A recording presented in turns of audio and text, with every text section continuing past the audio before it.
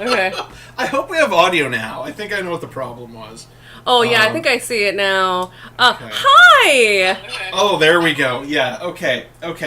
My problem was that I forgot to update the mic on OBS for this profile. Like always. Yeah. Always. I updated the mic on the Pixel Stream profile, but I forgot to do it on this one. And anytime there's an update in OBS, it always makes me update the link because it always breaks the mic link in the profile. So I have to do it over everything, and I forgot to do it in this one. So, you know, Ken... Yeah! The openings where we bitch about OBS are some of my favorites. Oh, marvelous. You know? Like, those are near and dear to my heart. You know, I don't know if we actually did have a problem with OBS. I think we just got attacked by an enemy stand. Oh, shit! Nice tie-in, Kenji.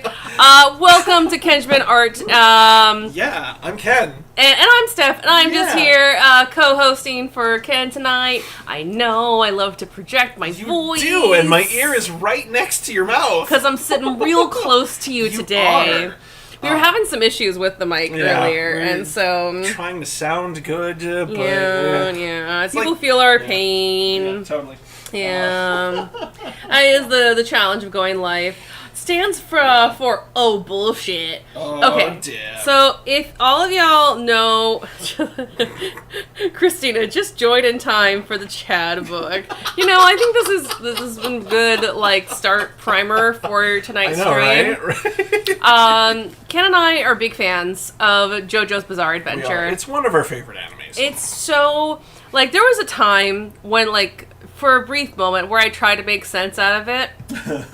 And then we got to part 3, and I'm like, no, that was really stupid of me. Turn off that brain. Don't try and make sense of it. Just turn off that brain. I don't think even it made sense to Araki, quite frankly. Just turn off that brain and just enjoy some really beefy men just doing some really beefy things. And it's a great time. Oh my goodness, my screen. This microphone only works if I shout directly into Kenjamin's ear. Yes, it does. That is how your stand works. Yes. So what we're doing today is we're taking things from classic literature and turning them. What if they had stands? Yeah. What if it was a JoJo's? So where do you want to start tonight's stream, Kenji? A great as much as question. everybody's been enjoying this classic lit image. There's one that I really, really want to do, and that's the Three Little Pigs.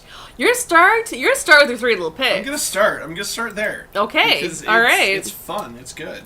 So, yes, I totally agree, Black, that Araki was only thinking about beautiful men, no room for sense. Oh my god, fucking part 2, where it's just incredibly beefy men wearing little to no clothing. Oh god, the Pillar Men are fantastic. Just such beautiful, gorgeous, and they're posing, and they're just like, They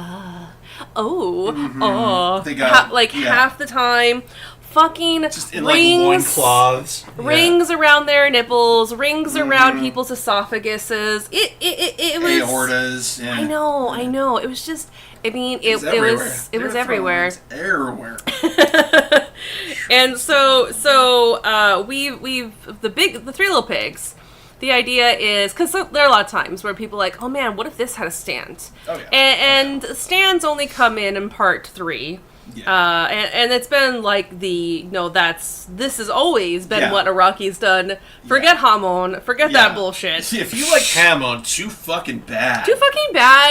That's garbage. We threw in the trash, and fuck you and your feelings.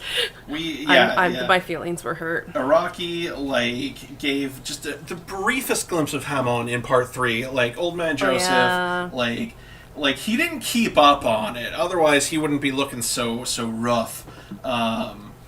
Just a shy 50 years after part 2.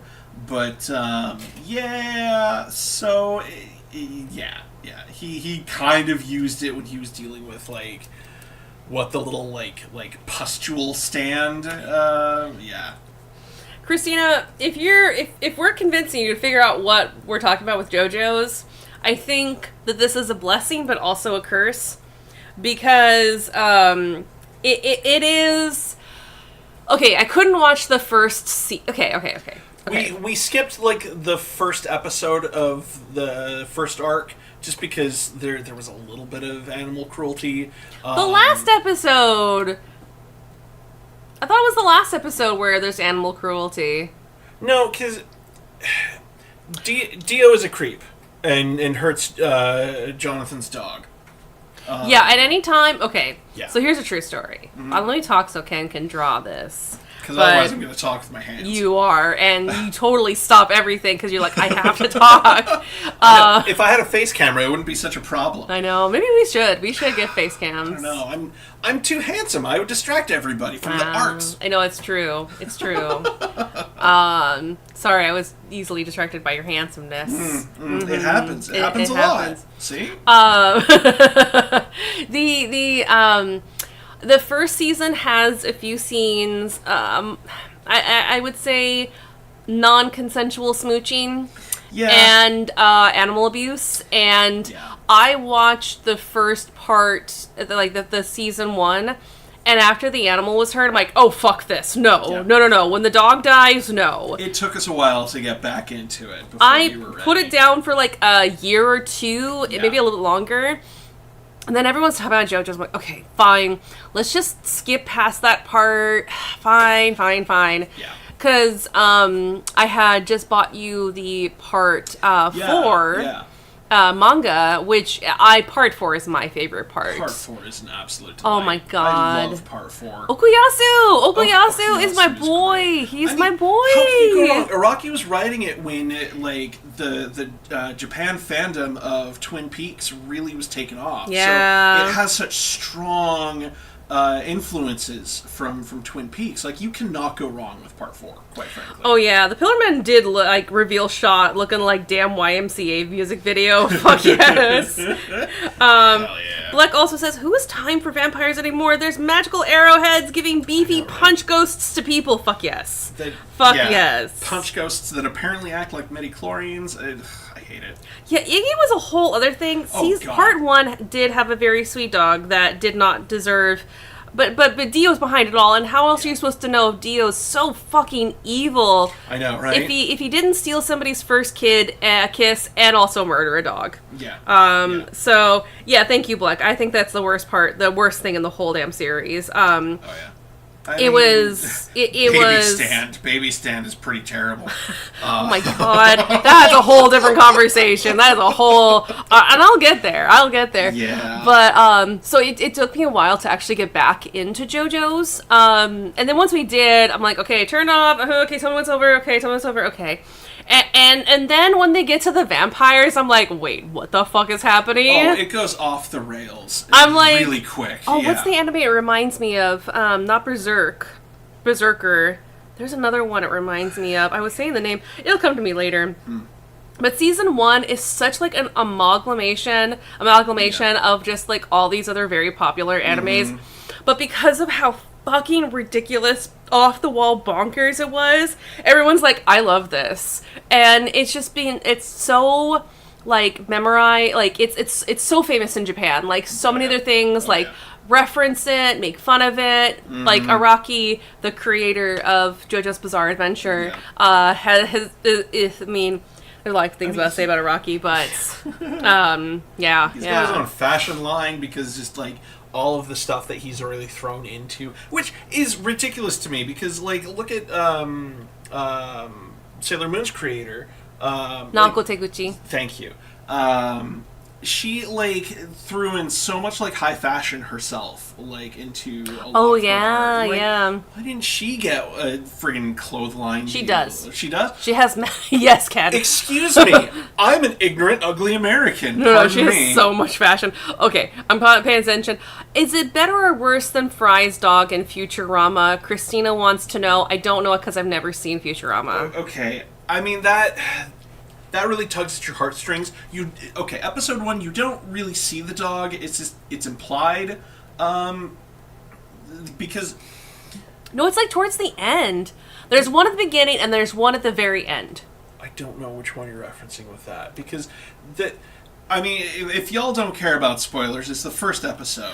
Well, I don't want to say things that are really triggering, because it's really still triggering for me. You don't see what happens. Like, Dio sets it up so somebody else does the deed, but it was Dio who put it together. Dio's behind it all. Yeah. It is animal cruelty, and there's nothing else to say other than that. Yeah. So I don't know what happened in the Fry episode. I know there's lots of parts where there's, like, sad things about dogs, but it's absolute animal cruelty, is what I will say. But no, they do not show it. There are other parts where they do show some animal cruelty, yes. And sometimes they blur it out, sometimes they don't. You got to this really weird part in part 3 where Japanese censorship laws changed in the middle of production, so then everything got blurred out in part 3 at, like, the weirdest, like, halfway point. As far as, like, Fry's dog goes, that one really tugs your heartstrings. Like, this is more like, Dio, what the fuck, man? And then, it's not quite so emotional. It's just like, dude, you got fucking problems, Dio. Okay, so one of our favorite YouTubers, a shout out to Drawfee Crew, Nathan puts it best, is that watch season 4, the episode of Let's Eat Italian Food. And if you like that episode, you are in for a ride for JoJo's Bizarre Adventure. Part 4, Let's Eat Italian Food. Yeah. Because that's like the peak of just the bizarreness. Mm-hmm. And it's, if you're like, okay, I fucking love this, then you can look up, like, I agree with what people are saying in the chat that you can skip part 1. Yeah. When you start part 2, there might be some things that are a little confusing because you didn't watch part 1, but you can also read a synopsis of it, and I think you could probably get most of the parts. Yeah. But no, like, part 1 almost made me not want to, I mean, it did for a long time. I didn't watch JoJo's for a very long time because of part 1's. But other than that, and other things that we've said, I mean, it's bizarre, and turn off your brain, and, like, there are some parts where it's, like, it's definitely of its time, and do some of those things hold up? And then some other things, and then other things like, oh my god, this is just wonderful and stupid, and I love it. Yeah. Which is what I find so much charming about JoJo's Bizarre Adventure. Again, I feel part 4 peaks, because it's very much like Twin Peaks. Mm-hmm. Rip David Lynch, and but it's like weird and bizarre, and it's fucking hilarious. Oh yeah. So that giant disclaimer, yes, nasty bastard establishment was too effective, Bleck. I absolutely agree. Oh, I love that you love Okuyasu. Okay, everybody, I want to know who's your favorite Joe Bro. Yeah. Favorite Joe Bro. I want to hear it in the chat. I also love the tarot aspect, Sierra. It was for part 3.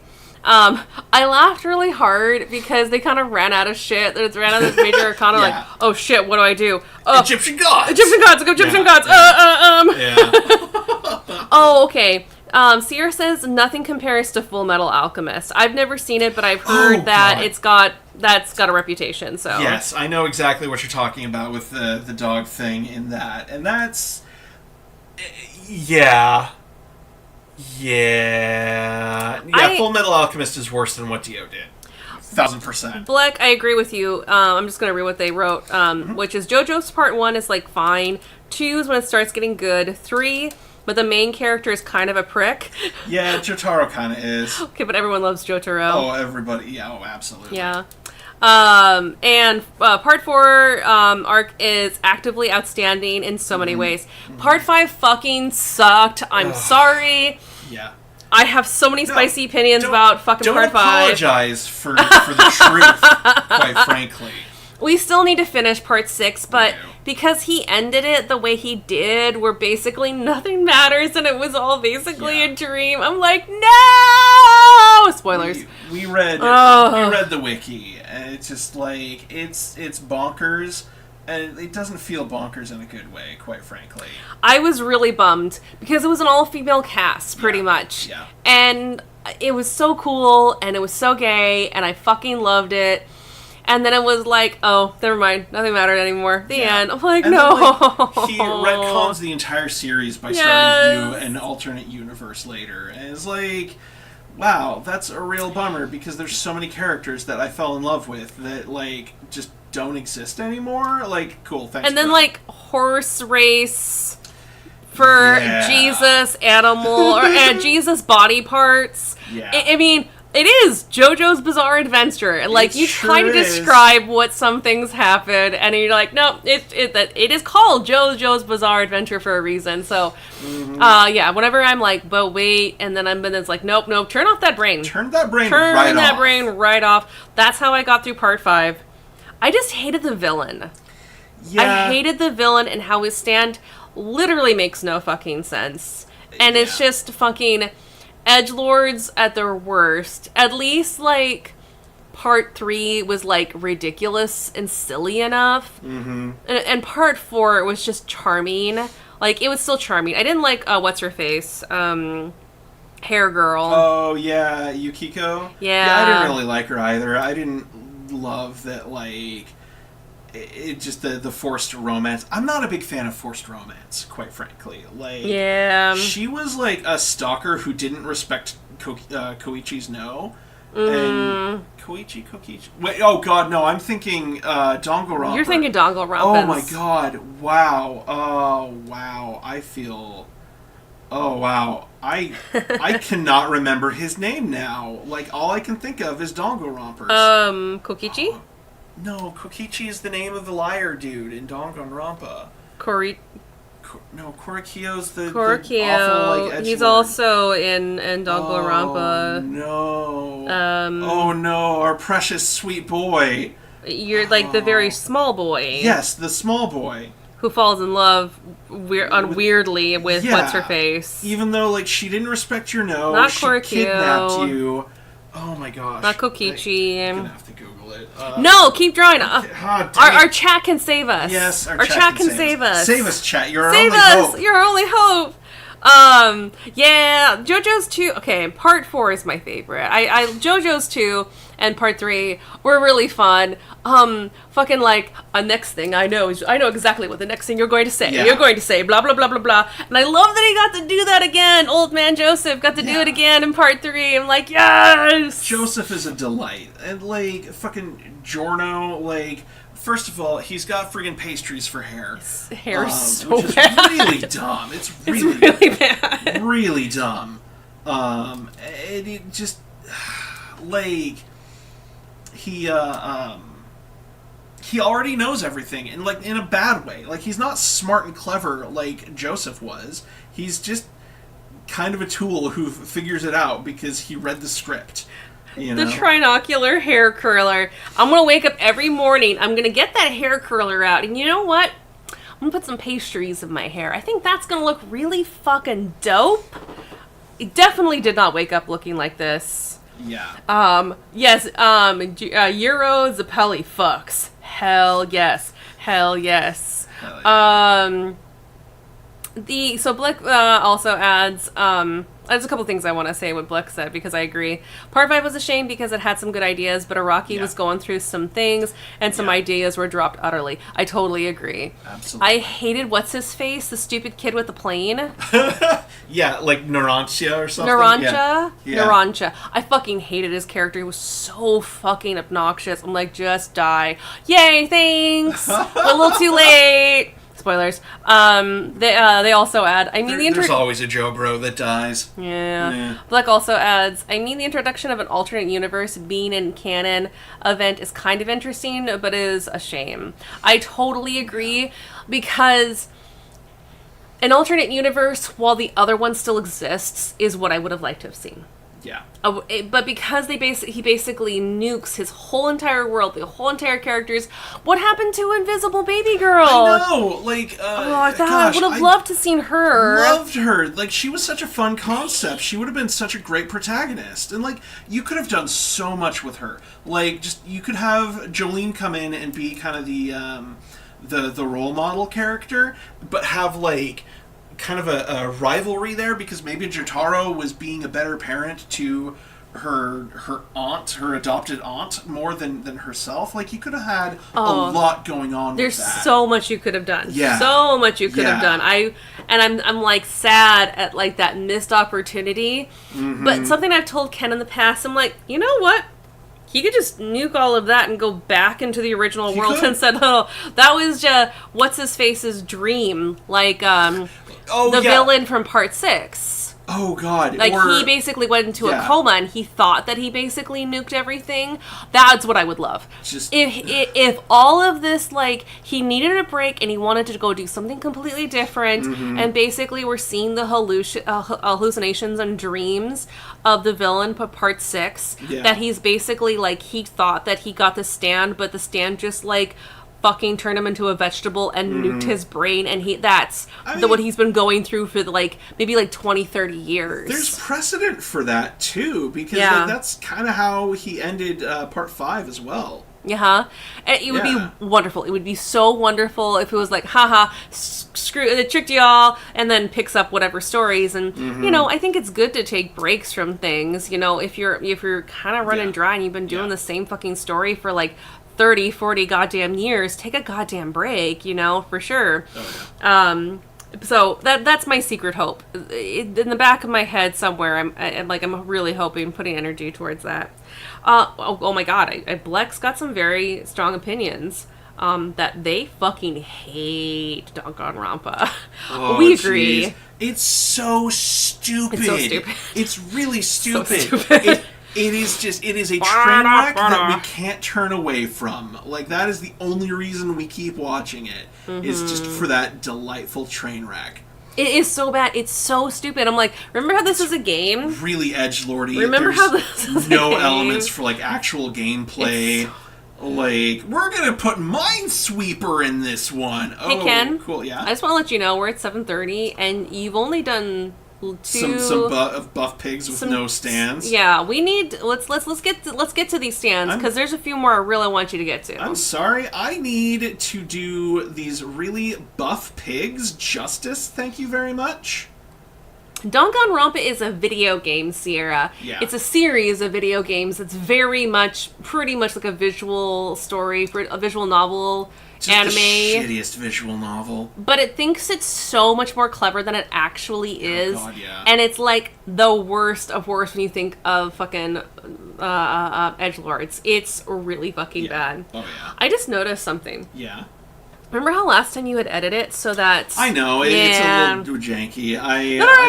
No, I noticed it, like, first, but, like, you always give me shit when I spend too much time on it. Oh, I'm sorry. I wouldn't have given you shit today. But it's all good. Next time. Time. Yeah, absolutely. The Game Grumps playthrough does make it better. Mm-hmm. Like, that is one where I'm, like, disassociating. That makes it palatable, for sure. Yeah. Moxie says, I never liked the JoJo villains, but I can't exactly put into words why. I mean, Dio slaps. Like, Dio fucks. Yes, he multiple fucks times. That's a problem. So much and ends up with so many dumb children all over the place. Like, you're trying... Okay, you've stolen your rival's body, and you want to end his familial line. So what do? Make, like, 4 terrible babies with it. Like, really? How are you achieving your goal with that, bro? Mm-hmm. Yes, the characters are like Xerox copies of cardboard cutouts of anime archetypes, and it is so bad. Yeah. But it thinks it's being clever, and that's the most cringy part of it, is that it thinks it's so clever. Like, Kokichi is like, oh, I've already figured this all out. Only you can figure this out, main character. Like, and it's so fucking stupid. It's just like, it really is. Like, you're not clever, Kokichi. You're such a fucking asshole. Can't wait for him to die. We look up spoilers because I'm like, can this person just die already? Yeah. And like how they treat all their beefcake characters, like Sakura deserved better. Yeah, she did. Gonta deserved better. Yeah. Who else am I forgetting deserved better? Who was in the second game? I don't remember. I don't remember. I don't know. Did they even have a beefcake in the second? They always do, because they're just Xerox copies of cardboard cutouts of anime archetypes. That's true.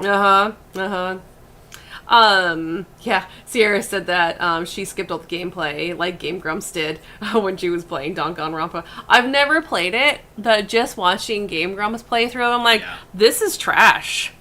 Oh, this is real fucking stupid, and people think that they're really clever.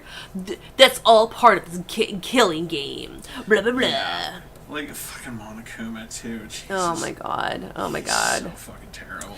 But, you know, JoJo's can be ridiculous and also be funny. And I fucking love JoJo's. It's so earnest, too. Like, JoJo's is earnest. Danganronpa, like, they're trying to be funny. They're trying to do, like, edgy comedy, which is just bad. Please give me earnest. Like, if you do something ridiculous in earnest, it just makes it unintentionally funny. So, it's funny, because earlier today, on a Facebook post, there's a really great page I follow, page I follow called Loki's Hunt, H-U-T, Loki's Hut, on all the social medias, and their Discord's fucking awesome too. Love their content. But they had shared this dumb meme of like, because that's most of their do, it's just shit posting and memes, and it's fucking great Loki content. But they had shared this one where it's like, Gen Z, studies show that Gen Z is far more likely to recognize Sonic than Shakespeare. And I'm just like, okay. First of all, Shakespeare fucking sucks. It's racist. It's awful, just trash. And fucking a rage or like vengeance, cannibalism, awful toxic relationships, blah, blah, blah. Shakespeare sucks. I had to read so much of that bullshit, and for every fucking pound of flesh, it's just like, this is awful. This is awful. You know, at least Sonic, like Sonic fans, like, they recognize that he's a blue fucking hedgehog, and they don't take it too seriously. What I'm saying is humility. It's humility. And same thing with this. It's like humility. Like, JoJo's is humble, and the fact that it's just fucking ridiculous. They're fucking beefcake men in loincloths, named like AC/DC and Whammoo, Whammoo. Like, it's ridiculous, and they don't. It's humble. They do not try to pretend like it's something so much better than it actually is. It's a bizarre adventure, and that's what it is. Danganronpa thought it was like fucking groundbreaking. Like, oh my god, this is so edgy. This is so smart. It's so smart. And that's where I'm like, fuck these edgelords. You're not smart. Kokichi, you're not smart. You fucking read the really dumb script and it doesn't make you smart. You're stupid. Just die. Yeah. Not that I have spicy opinions or anything. None whatsoever. Yeah, Black adds, it's always the beefcake that gets the axe, not Danganronpa, but every JRPG/JRPG adjacent games. It's the friggin' like otaku writers are like trying to get revenge on the jocks. Moxie said, we tried to watch one episode and I could not stand it. Which did you try to watch? Because I know Danganronpa does have an anime too. Yeah, oh yeah. Yes, Beefcake / Beastman. I agree. I know, Gen Z, get ready for taking more shit, because millennials got even more shit. Oh, like, we got so much shit. I shouldn't say even more, but we did get a lot of shit. We've killed so many industries, one piece of avocado toast at a time. That's right. You know, we're poor just because we get Starbucks all the time. Yeah. We always get Starbucks. Every single day. We killed Olive Garden. What industry did you kill? We also killed the diamond industry. We did. We didn't care. Fuck you, Applebee's. We didn't care that they had a friend in the diamond industry. No. We fucking killed that industry. Fuck the diamond industry and your fucking friend. Fuck them. Jeez. Stop bringing out the hot takes Oh, we got the Scarecrow for like the one with the straw. Yeah. Kenji, we're running out of time. You've spent so much time on this. I really wanted to do this one, okay? I have a concept. I have something that I wanted to visualize. Will you do the one I really wanted next? Sure, we can do that one next. Thank you. Because I think there's a couple good ideas. Honestly, I'm probably going to go a little faster on the rest of them, just because I wanted to get this done. Okay. I knew this one was going to take a while too, because I'm doing 3 characters and 3 stands for it, so yeah. CRM, we did kill smoking. Millennials did kill smoking because we dared. We did. We dared to get off of drugs. Truth.org? Oh no, it was Dare first. Yeah, y'all had your vapes. I'm sorry. Oh god, vaping. Yeah. Vaping is nasty. I see a lot more Gen Zers smoking them cigarettes, them tobacco cigarettes. And I do miss smoking sometimes. I smoked throughout my 20s and then in my 30s. When I started dating this guy, I was like, kid's not a smoker. And I don't think he would like making out with an ashtray. I'm kind of done with this. I'm really done with this. And that's what it took to help me to quit. I quit just... You went cold turkey. Cold turkey, one day, the end, and I stopped smoking. And that summer, it was like in February. So I'm coming up to my 7th anniversary of quitting smoking. Yeah. Because we've been together for 7 years now. But that summer, the first year, because it was always what got me to smoke was, because I smoked a yellow American spirits. I started with smoking clove cigarettes because I was that fucking goth kid. It's funny, somebody sent me, Rachel, who's usually here on stream with us, she was sending me pictures like, oh my god, which ones did you smoke? I'm like, oh my god, memory unlocked, Durhams. Yeah. Oh my god. The Nat Sherman cigarettes. Fucking blast from the past. I towards the end of my time smoking, I was smoking yellow American spirits because they're milds and it's mostly just tobacco, less additives to it. But I always kept a pack in my purse, and I always like, if you want it, there it is. You can have this, but you said you wanted to quit. Do you actually want to quit, or do you want to keep smoking? And I was like, no, I'm really done with this. I'm really done. It's very expensive. It's really been hurting my lungs. I'm not enjoying this sensation. It's not doing it for me anymore. But then, what usually got me to go back to smoking was stressful situations or social situations. Like, I was very much a social smoker. If somebody else was smoking, I just wanted to be smoking alongside them too. Like, I went to this one party and I just smoked the whole entire time. I was in the back, and there was always somebody with lit cigarettes. So then I always had a lit cigarette. And my lungs hurt so fucking much by the end of that party. But yeah, it was usually social or stress. And so I had both. My sister was smoking, and I was helping get her to the courthouse for some other stressful things about her abusive ex. And I was like, it's been like 6 months. Let me just try. And I took one puff, and I was like, no, actually, I fucking hate this. And that's what I knew. I was done smoking, and I haven't smoked ever since. Good. But, like the smell. Like, I liked it. The smell of tobacco. Like, it's really nice. And there was other things, I enjoyed about smoking. But my lungs feel so much better. Yeah. and my singing voice has improved significantly. So, I'm glad. I'm glad that I quit. Remember, kids, you too. You dare. You can say after drugs. Dare was a joke back in the day, Sierra. It's not just a joke now. It was a joke back then. It really no was. one took it seriously. No, God, we are totally joking. We're just flipping shit right now. Like, we don't seriously think like, oh, Gen Z, you've got so much to answer for. Like, no, we're hamming it up. I will give you guys the mental health days, okay? Oh, yeah. Yeah, I'll give Gen Z that. But we also millennials started little treat culture, so not to try to one-up you again. What do you think, like, the Starbucks is? It's just little treats. Little treat. Ken and I had to go and do some adulting. We had no food in our house, so we needed to go to the grocery store badly. Yay! Okay, well, before I want to hear about your work, your masterpiece, my thought because process. These kind of look like moblins. You get little pig guys. Of course, they're gonna look. They're like loincloth pigmen. I was trying to go for like the yeah, they're great. Yeah. This is wonderful. Yeah. So you got one that's made out of one's got the straw man. He likes to troll people on the internet with shitty arguments. One's got Groot. And then the other has like a brick golem. That's pretty powerful. These ones.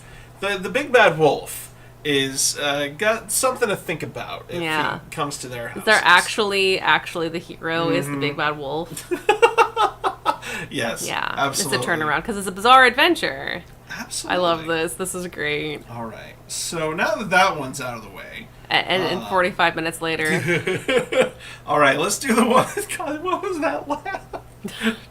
That was from the gut. That was from your soul. That was from your laughing spirits. Oh my gosh! I think. Oh my God! There's Ken Stan. Oh my God! It's a little goofy guy. Oh, silly goose. Hi there, silly little goofy guy. All right, so we're gonna do the one that you wanted. Yeah. This is from Slavic folklore. Vasilisa the Brave, or Vasilisa Lisa. Vasilisa Lisa! Yeah! Which is a tale from Baba Yaga's mythos, actually. I mean, Baba Yaga's got many different fairy tales and stories. I'm going to pay attention to the chat, I promise. Okay. But it's one of my favorites. We've got a young girl who's in, like, the fairy tale of, like... for those who don't know, the story of Vasilisa, the Brave, is, there's lots of different versions. There's also, like, pretty much, like, most Slavic countries have their own version. This is the Russian version that we're talking about. I believe the Ukrainians, Vanalisa, or I can't remember how to say it. I said it wrong to Ken earlier, and I'm not going to do it justice. But anyways, so you've got this young girl whose parents are like really great, her mother's really wonderful, but then she dies, and so the father remarries this terrible woman who's already got like another kid, and of course like they torture poor Vasilisa, and she basically makes up this story that her dad is like her dad's sold the house and they have to go live out in the woods. And they have to pack up all their things and go live in this cabin right now, while her father's out doing business things like businessmen do. And so she's young and she's vulnerable, so she has no other choice than to do what this adult woman in her life is telling her to do. But the idea is basically they all move out to this little cabin and they come there, and then there's all these things that the mother does disrespectfully. Like, she doesn't... There's a whole thing about, like, the fire spirit from one home to another. You have to do it very specifically.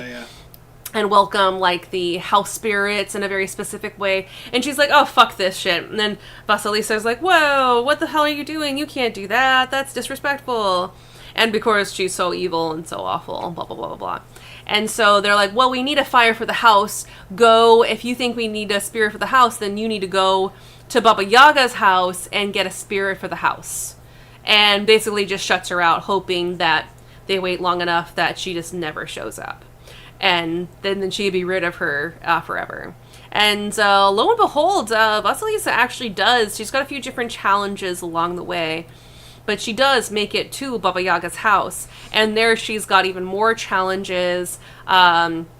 Baba Yaga just means grandmother, but like, you know, she's seen a lot of like her folklore and fairy tales that she's a cannibal, and she's got all these skulls and like rotting body parts and shit on her fucking fence, like very spooky. Yeah. And Baba Yaga gives her a lot of these impossible tasks. And in the Ukrainian story that I'm remembering, she's got this doll. It's the very traditional Ukrainian doll that basically helps her with all these impossible tasks. Like she gave her like this giant room. You have to spin all of this wool in a single day. Like, that's impossible. And the little girl is like, no, the little doll is like, no, let me help you. And so through the help of like basically the spirit of her mother through this doll, I'm able to complete these impossible tasks. And so Baba Yaga gives her this boon, and it's basically this giant skull that's a flame that is on the end of a stick. And then Baba Yaga gives her very specific instructions. She's like, put it inside the house, but don't you dare go inside the house. Give it to your mother and then walk away. And she does, and the house erupts in flame, and the awful stepmother and stepdaughter just fucking erupted fire, and they all die. And so, don't fuck with Baba Yaga.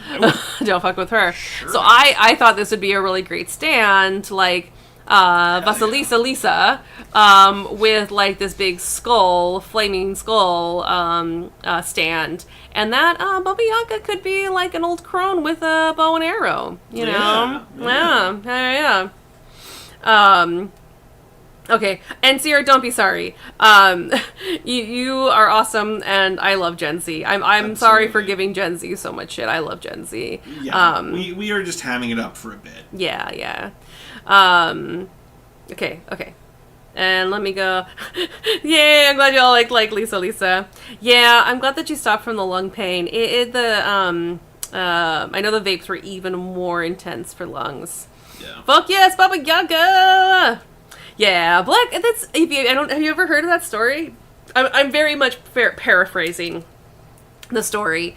The rest of the fairy tale goes that, so Vasilisa is like, well, shit, and she's kind of sad, and she's like, fuck, that was not what I wanted. I wanted, like, resolution. Well, shit, okay, I guess I better go back home. She leaves the skull and then walks back to town, and she's found her father is at home waiting for her, and she tells him exactly what happens, and he believes her. And then they open up this chest that belonged to her mother who died, and it's just like overflowing with riches. There's a lot of like Germanic and Slavic folklore that talk about like grandmothers, like they'll basically challenge you to do a bunch of tasks. And then there's usually a lovely boon that comes at the end. There's the story of Frau Hulda in Germany. This is a true story, and this is a fun story. I've told this one on stream before, so if you've heard this one before, well, guess what? Buckle up, you're in for it again. Buttercup. That's right. So there's the story of Frau Hulda, and you kind of have like two sisters. One sister is good, and one sister's a total shitbag. And the good sister, like, they need firewood, so she goes out in the woods, but she gets horribly lost. And she's like, oh shit, I'm never going to find my way back home. And lo and behold, she stumbles across Frau Hulda's house. And she's like, oh shit, the old lady. Because if she's Frau Hulda, she's very sweet, but she's Frau Persta, she's awful and very evil. And so you don't know who you're going to get. And so she finds Frau Hulda, and she's like, gives her like these bunch of tasks, like chop a bunch of wood, fluff out my comforter. And as she like does that, the feather comforter, she's basically putting snow all over the whole entire world. Like, it kind of has those kinds of echoes and stories into the rest of the real world, like making it very cute and whimsical. And then at the end of the day, Frau Hulda is like, you're a good girl, you mean well, you're hardworking, here. And she gives her this bag full of riches and golds and boons and all these lovely things. And so she goes back home and she tells her family what happened. And they're like, oh, you proved yourself. We're so proud of you. So then the daughter, who is bad, she's like, fuck you, I'll do the same exact thing. So she does. She does get lost in the woods. She does exactly what her sister does. But because she's not very hardworking, she's kind of an asshole, and tells Frau Hulda to fuck off. She eats her. She eats her in some stories, or she curses her and to be ugly. There's lots of different versions of the story of Frau Hulda. Basically, like, be hardworking is their moral of the story. But this is the real part of the story.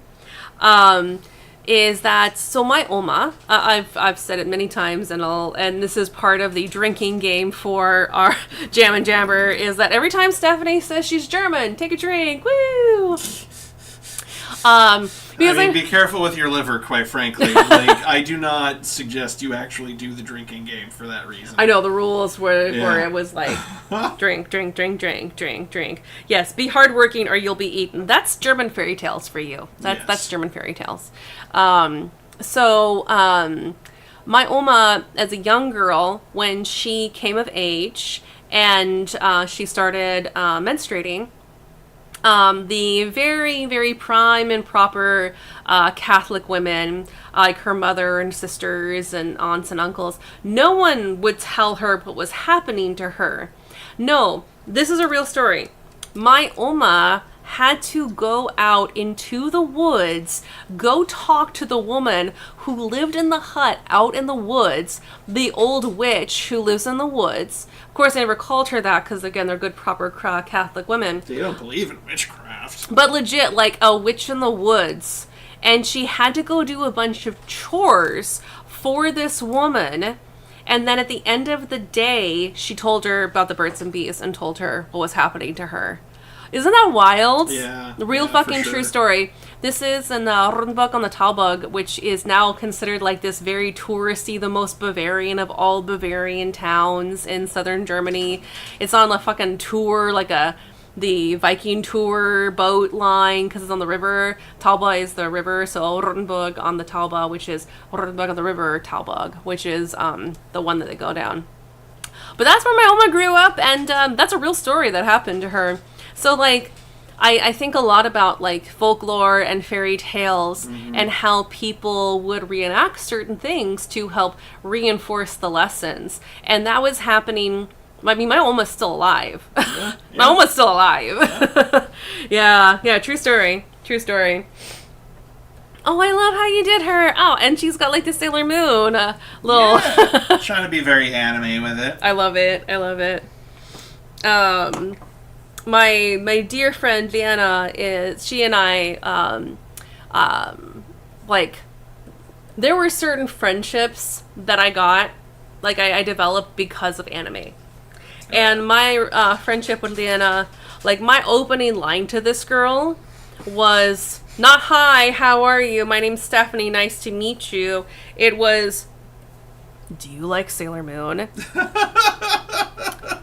And she's like, yes, I do. Do you want to be best friends for the rest of our lives? And we have been. We have been. And, but she's Russian, actually. Yeah. And I learned a lot of, like, fun folklore and mythology.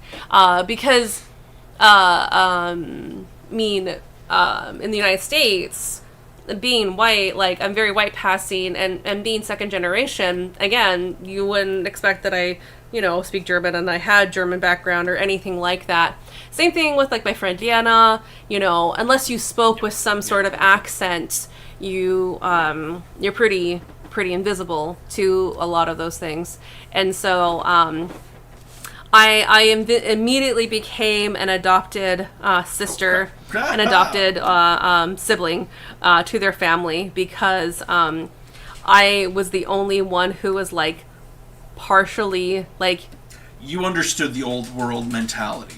I understood a lot of cultural things, and I also, like, didn't shy away from drinking wine when they offered it to us. Yeah. Liana's 13th birthday party, we were offered wine. And all the other little girls were like, "We're 13, we can't drink wine." I'm like, "You guys haven't had wine? It's not that great," but, like, I knew the rule that in custom that if someone offers it to you, you do not say no. Like, you can turn it all down after, like, a glass or two, not, like, that kind of rules, but, like, if someone offers you something nice, you don't, it's kind of rude to say no. That goes against everything we were talking about with Dare. I mean, come on. Yeah. We're going all spectrums with this stream today. But no, so it was her 13th birthday, and they were like, "Oh, would you like a glass of wine?" I'm like, "Okay, thanks. Like, thank you very much." And the rest of the girls were like, "We can't do that." And I'm like, we all just had, like, this weird, awkward, silent moment. And I'm like, "You guys have never had wine? Like, never at, like family gatherings or anything? Or, like, They're like, no, you guys have? That's against the law. And I'm like, okay, yeah, but no. Only if you're fucking like a narc, you know? We're learning a lot about Steph right now. I ain't no narc. Yeah, this was one of my favorite fairy tales because like I know that Baba Yaga is very beloved by many Slavic people from many different countries. Again, I like the Ukrainian story. It's very cute. I did grow up a lot with the Russian one because of my adopted Russian family. They were always like, she's the only normal one of your friends, Liana. She understands us. And I'm like, tee-hee, I'm German. Yes. The only time that, like, us nerds have ever been called normal. Yeah. Like, she's the only normal one, you know. Oh, yeah. Yeah, it was really funny. It was really funny. But, I was gifted this really cool little tea light, little set, and it was Baba Yaga's hut with her little chicken legs, and I gifted that to them. So we like give each other little gifts and things, like especially because I like the whole story. And there's so many different versions of Baba Yaga. Oh, yeah. There's Baba Yaga from John Wick, who has a unicorn horn. She's Slovenia. She's from Slovenia. There's so many different versions because her name just means grandmother, and which is like Frau Hulda. She's just a grandma, you know. She's just an old lady out in the woods.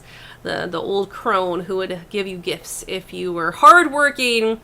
Otherwise, that's permission to eat you, you know? Absolutely. Or just rip open your guts and stuff you full of garbage. Germans invented recycling. Moxie adds, thank you, Sierra. 13 is normal. Moxie adds, God, I would have freaked out if I was offered wine at 13. I was such a goody two-shoes.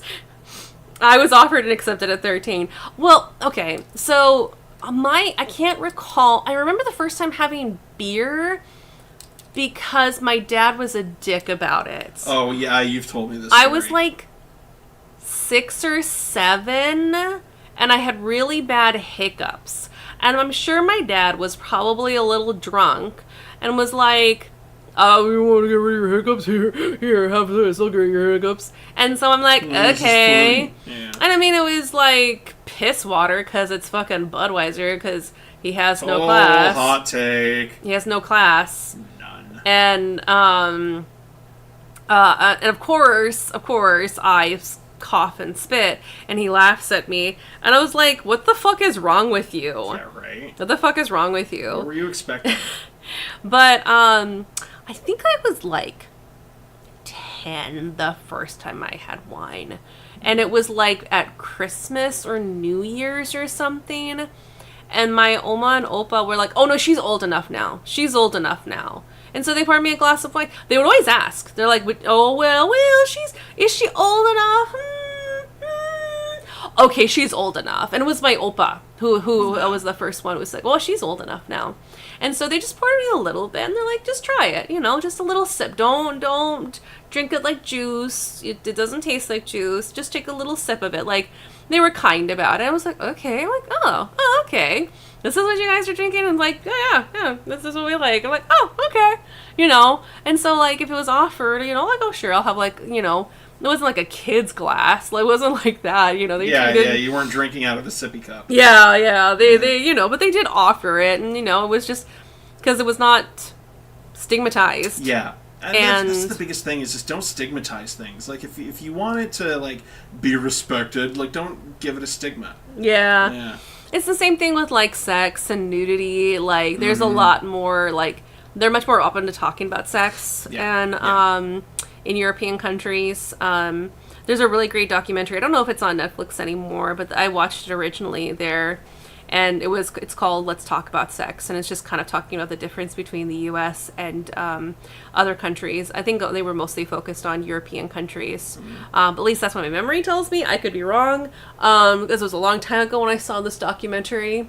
So now it's probably outdated. But they were just like asking teen kids at the time.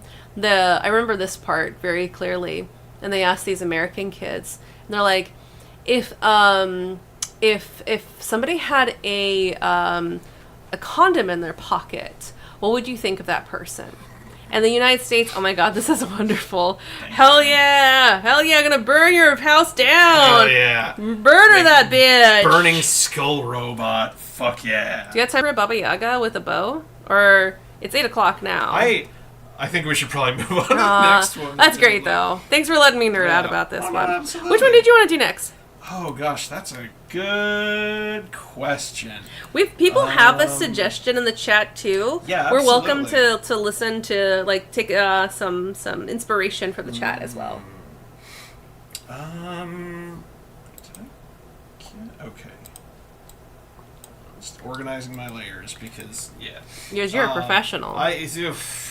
Kind of. I'd be naming them more if I was super professional. No, then you'd be a cop. Yeah, nobody names layers, Yeah. officer. Let's see. I've got an idea for the Frog Prince. Let's do that. Yes. Frog Prince! Prince! Oh man. Give me some of those man swaying beignets. Oh jeez. Man, I fucking loved. That was such a good movie. So fucking beautiful, so fucking charming. Such a great example of, like, best friend culture. Yes. And the fucking Shadow Man. Oh, hell yeah. The part with, like, the shadows coming through and the skull and, like, it was so fucking cool. I remember seeing it in theater, and me and my bestie were just, like, our jaws were just dropped. Like, that was fucking incredible. Yeah, it had some great visuals. Yeah. And, like, this is from the same company that wants to, like, distance themselves from fucking the Black Cauldron. It's like, fuck are you talking about putting that shit out, too? I know. Well, there's a lot I can say. Oh, yeah, totally. But, Moxie says, my dad talked me into trying a drop of Midori when I was, like, 11. I did not fucking like it. I can imagine. I still hate the taste of alcohol. Yeah, I can understand. I totally understand. Sierra says, I got a full glass at 16, then learned my cousin was pregnant that day. Nice. The wine was given at an infant's birthday party. Shadowman fucking rules. Oh man. Sage the Witcher! Hey, welcome, Sage! Hello! Glad you could join us. We are working on making some good JoJo stands from classic literature. Right now, Ken's working on The Frog and the Prince. Princess and the Frog. Or Frog Prince. The Frog and the Prince, that's the gay version. That is. Yeah. That is the story Disney was too scared to tell. Yeah, that would have been cute, though. I'm sure that version exists somewhere. Absolutely. More than likely. Yeah, with the internet being what it is. Yeah. Totally. I think it'd be cute, though. Totally. Two dudes, also frogs, making out. The Return of the Frog's gay. Gay princes. Oh, jeez. Yeah. I want the gay version too.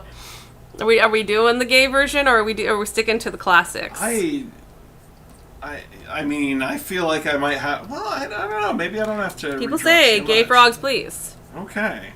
That was a slip up. That turned into something beautiful. We want some cute boys who are smooching. Well, I mean, I'm trying to do the Josuke pose of, like, the broken back, but I'm, like, making this too, like... No, this is too anatomically correct. correct. No, throw that shit in the trash. Get rid of that. Get rid of that. Bullshit. Just stretch out that torso real fucking long. Okay. Add 20 more abs. And put some shoulder pads, like told tires on those shoulders. Yes. Put some tires there. All right. Forget the real Rocky look. Make them frogs kiss. Boys wearing dress. Boys wearing dress. Boys can wear dress. Boys can wear dresses. Yeah. Yes. Turn the frog and frogs gay, says Moxie. Well, if Moxie asks, and the rest of everybody else chats, Yes. then maybe we could add, like, an Okuyasu, who's also... Yes! Okay, that's my favorite. Okay. Because Okuyasu and Josuke, they're boyfriends. Oh, they're absolutely boyfriends. They're himbo boyfriends. I love them so much. Okuyasu is so pure. Like, what happens to him is so sad. And I'm like, oh, Okuyasu, you were such a jerk, but now I love you. You're my precious son, and nothing bad can happen to you ever. And then the end, I'm like, Ken, am I gonna hate this? Ken, please tell me I'm not gonna hate this, because I hate this right now. Oh, no, I don't hate this. Yay! That is a pretty accurate depiction of what happened. Everyone says frogs hug minimal. And Sage says, sorry, Ken, we love the gay boys. And I think everybody... there's nothing wrong with the gay boys. Yes. Okay, Ken, I need chapstick real bad, and I need more wine. Hold on to the fort for 2 seconds, okay? You got everything? Yeah, I think I got this. Okay. Just make them gayer. Okuyasu. Oh my god. They're smooch, okay? They're smooch. I mean, maybe. I'm sure it exists on the internet. Ken, you saw the shuffles I made. Did you make shuffles of that? Yeah. I don't recall. Okay. Give me 2 seconds. I don't know how to do this pose for the feet. Like, granted, Araki didn't draw feet. I think he took the old Rob Liefeld approach. You don't have to draw those feet. Yeah, screw that. Scooch them under that. There you go. Scooch that over there. Scooch that right over there. There we go. The more important thing is that those boys are getting really cute and really super gay. I don't know if I'm drawing the Frog Prince anymore, to be perfectly honest. Okay, so... I feel like I'm drawing wish fulfillment for y'all now. Ken. Yes. You gotta give the people what they want. I mean, you're right. You're right. You gotta give the people what they want. Okay. So if we got Josuke as our frog, like as our prince, who smooches a frog, and then the frog also become his stand. Because you were originally thinking the frog with like the gold ball for the stand. You could have like a flail or like a morning star kind of thing for like the stand as the frog. You know, just a big beefy burly frog and like the little girl princess. You know, yeah. But we're doing like something totally different. We are. We're taking an audible here. We're going on a journey. But so Okuyasu, because Okuyasu's got to be there because they're boyfriends and they absolutely kiss and hold hands. Totally. And they absolutely fuck. They are Boncho that fucks. Yeah, absolutely, totally. Absolutely. He's the only one who gets to touch his hair. Oh God, you're right. Yeah, you can take that everywhere you want to take that. What would his stand be in this frog and prince crossverse? Because his stand is the hand. Yes. Which is like okay. Okay. Fucking most powerful goddamn fucking stand ever. It's good. It's a strong one. Fucking touches anything and it just disappear. You know how many bitches I would slap? Jesus Christ. You know how many fucking bitches I would slap? God. A lot of spin on that one. Okay, so Okuyasu, I mean, This is just Josuke. Just drawing Josuke now. Well, then just draw Okuyasu. Like, them, like, touching each other's, like, holding hands. Holding hands? Oh my gosh, I've already drawn so much of this. Holding hands? You want me to throw it away? Wait. This hand could just go like there. And there could be, like, from afar. And there could be a cute pose. You could draw Okuyasu doing kissy face. You're making me do so many different like audibles here. Okay. I should be fairer. I should be kinder. You should do whatever the hell you want to do. I am. But I love Okuyasu. I'm getting so lost in the sauce right now. No. I've been unfair. I've been unkind. Everyone's just like, what? Gay princess? Gay princess? Gay princess! And we all lost our minds. I know nothing about JoJo's Bizarre Adventure, but I will say, if there are gay boys, I'm down. Hell yes. There are 2 basic food groups, chopstick and wine. Thank you, Moxie. Thank you for seeing me. I feel very, very seen in this moment. Okay. So you can still I got something. Can I help? Sure. What are you thinking? Put Okuyasu in a princess dress. Put a little tiara on that fucking pompadour. Do your froge. And then just do a cute Okuyasu just like with heart eyes saying, oh my god, I love him and I want to make out with him right now. Okay? I think that would give everybody what we want. And we'd all be very happy. How does that feel? I don't know. I'm so overwhelmed right now. I'm just trying to parse it all out. I'll find a way. Okay. I'll find a way. Okay. I pitched my idea.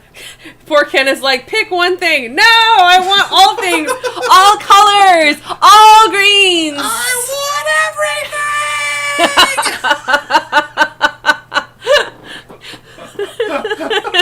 Yennefer. Oh, Or is it Hennifer? Hennifer Lopez. Oh no. Oh, Witcher. Oh, I'm sorry, friends. It's just chaos. Got to the very giggly part of our stream where we just giggle about things. We've descended into madness is what's happening. I love Okuyasu. He's so great. Give Stephanie what she wants, Ken. Hey, Sage the Witcher, you know. I think it is Koichi. It's Koichi! Kokichi is Danganronpa. Koichi. You're Okay. right. I just had to draw inspired by part 4 is what I needed to do. Now that that's out of your head, now can we get our head back in the game? Oh my gosh. And draw Head some back cute in the boys. game. Cute boys making out. God, cute boys kissing and touching each other. A little oil, you know. Gosh, yes. Your favorite fraught with danger. I love that joke. There's a side story. Ken and I have the most adorable D&D characters. Yeah, I freaking love our boys. Our boys are great. We both were starting to come up with like characters at the same time because we were both thinking about retiring our characters. Our first characters getting back into D&D after taking like a 5-year hiatus, which was needed. I really needed to take a break because I've been playing D&D since I was like 16, and so just a little break. Just refresh and find that passion for it again, and. So our first characters were just kind of like, very simple, not huge backgrounds, not huge things. They were very simple, just to kind of help ease us back into it. And a shout out to our wonderful friend Rowan, who really helped heal a lot of like my D&D wounds with like really shitty people and stuff. Mostly my shitty ex, but and so we started both kind of creating characters individually. And then we just were talking about these characters. We had like 2 ideas. And then they merged into this. And I'm like, Ken, this is too fucking cute. We have to do this. And so, do you want to talk about your character? So my character, I gave him such a great name. And I took inspiration from Dream Daddy for the name. I came up with the last name. You did. I did. You do love this character. Trans Daddy. Hell yeah. Goth Daddy. Goth Daddy. I named my character Jaxor Blood March. Because it's too good of a fucking name. Tiefling. Yeah, he's a tiefling warlock.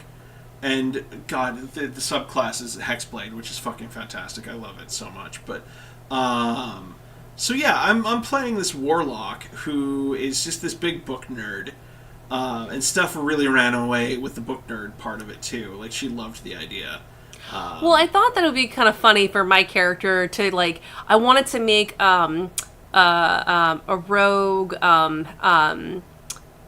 What is it? Arcane Trickster. Arcane Trickster. Yeah. I've always wanted to play an Arcane Trickster rogue for so long, and my shitty ex was weird about it. And so I finally was like, you know what, fucking, I'm just gonna do it. I would really love to. And but what does he steal? He just steals books because he's like really into romance novels, and like he's just a big nerd, and we both came up with that individually, like separate, and we're just like, oh shit, and so we came up with this whole story. And we wrote it together in different parts. Like, I would write one part, and then he would write another part. Yeah. And, like, how these two... Because I also wanted to make a tiefling. And I was thinking about a girl. I'm just like, no, it doesn't feel right. Like, that doesn't... Like, I was thinking maybe non-binary. I'm like, that doesn't feel quite right, too. Like, no, I just really want to play a very, very pretty gay boy. I just really want to do that. And I'm like, Ken, are you cool with playing these two gay boys?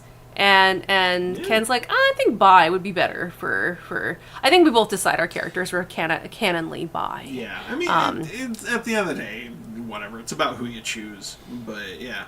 Spoken like a true bi person. I don't know what you're talking about. I'm a cishet dude. How many beverages do you have there? I have 2 beverages. I do not have 3. Okay. All right. And so, my character is a tiefling orphan who basically ran away and joined the circus, and that's where he discovered his gifts of sorcery and by bitch slapping like this princess. His character is really funny. I really had a lot of fun writing him, but he his big thing is that he breaks people out of jail. Like that's one of his favorite challenges, is to break people out of jail, and he basically breaks him and Jaxor out of jail, and they bond over books, and of course they have a big dramatic falling in love scene where they realize their true feelings for one another, and so they are such cute. Now they're engaged. Yeah, because I beat you to it in this story. It was really cute. Yeah, you have 3 beverages in front of you, Black. I'm sorry. You're bi. It's the rule. You're bi now. They've already admitted they are. Well, they know they are. Now this bi princess is awarding you this very special bi royalty crown, and I am bringing you into the royal court now of bi royalty. There we go. Congratulations. You were already here beforehand. I'm just giving you your crown and helping adjust it because you're beautiful. And yeah, Moxie. There's Moxie says, I know multiple people who had D&D ruined them by other shitty people. Yeah. Buck says, no, this seals the deal. Thank you.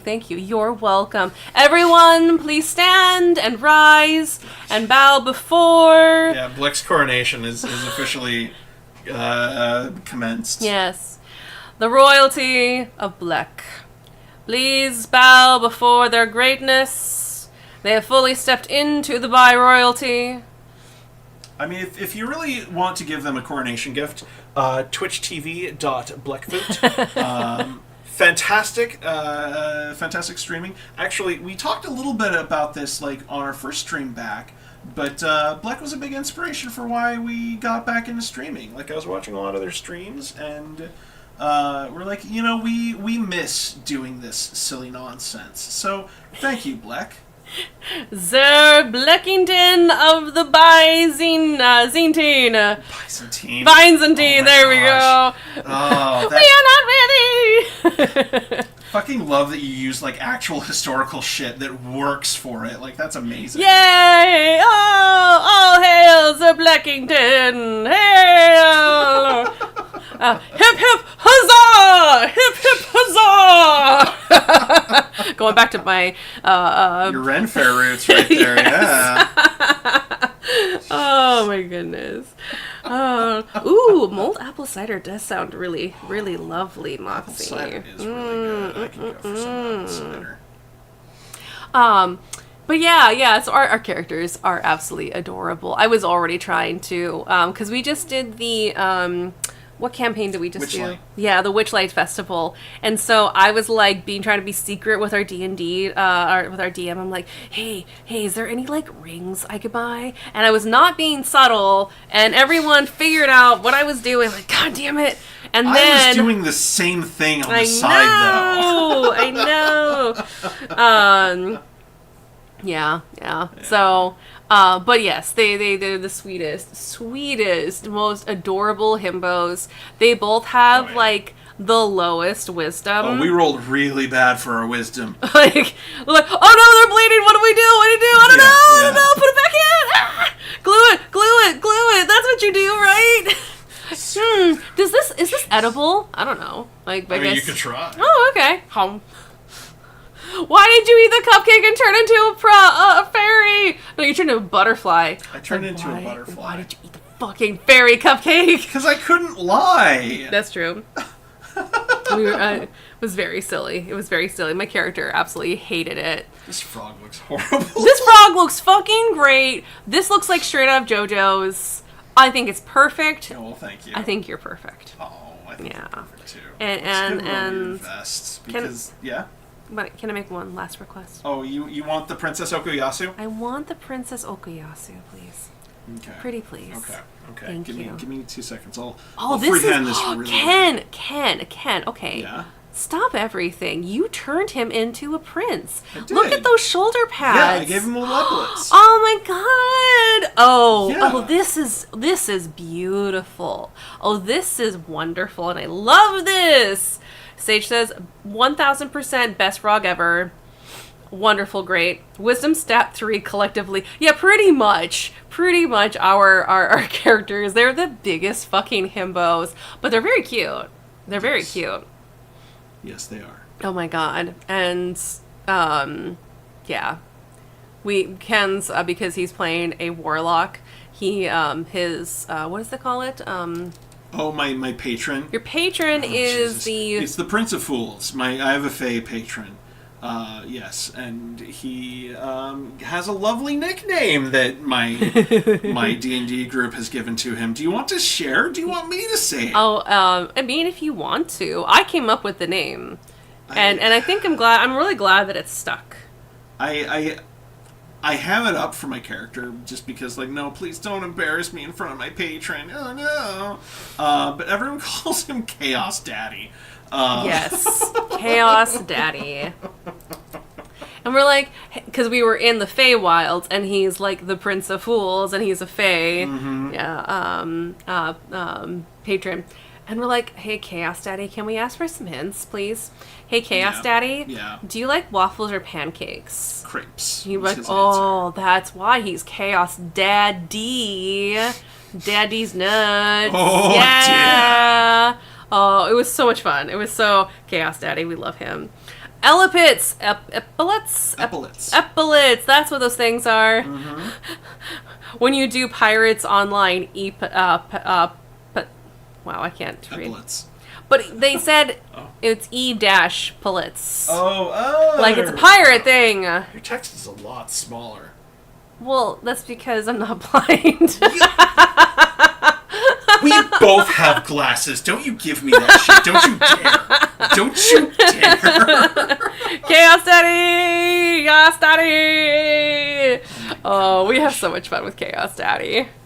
I'm gonna ask, okay, so my character, his name's Cassian, Cass. I'm gonna have Cass, oh my god, I'm sorry. I just saw Okuyasu as the princess with the dollar signs! Yes! Yes! Hey, my athlete's foot is gone. God, I fucking love Okuyasu. Okuyasu's so fucking good. I love him. There's the little tower that Princess Okuyasu is in that Prince Josuke is going to save. Oh, it's a big penis. It is. It's a big penis. It's a penis tower. Oh, you did it. Oh, yay. Oh my god. I fucking love this. Alright, we've got about half an hour left. Yay! Let's debate which Yay! one we should do next. Well, we suggested, like, if people had suggestions in the chat, but unless there's one you want to do. There is one that I want to Okay. do. I've got a very clear vision for, and that's Goldilocks. Ooh! Oh yeah, I do like your idea for this, and I want to put it out in the chat one more time. If you guys haven't, if y'all have an idea for us, let us know. And if I finish this one up quick, which who knows, given our current, I know I've been taking my time to really flesh this out. Oh, you drew a penis and it was great. I did. Gold bars. Yes. Oh my gosh. God, what sort of weird Joe pose do? Oh, I think I know what kind of Joe pose I want to You know, like the Dio, like those super crazy angles. No, I think I'm gonna go for more of like a Rohan pose. Oh, Goldine.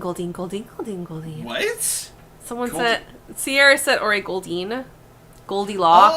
Oh, sorry. Yeah. You've got your eyes on the chat, so I was not privy to that. I'm like, where did the Pokemon bit come from? Sorry. We're doing a JoJo's. I'm sorry, that was very out of context for you. I'm sorry again. I should a Goldine with long hair, says Sierra. Oh, like oh yeah. For like Goldilocks. Like a Rapunzel kind of long hair. Maybe. It's penis. Penis. We got Sage saying, see, I'm just thinking that the princess with 3 big hairy men. I mean, I like that too. I like that idea too. That is very in line with JoJo's. Just three. They're not typically too hairy though. Like, they may have weird like anime hair, but like body hair, I don't.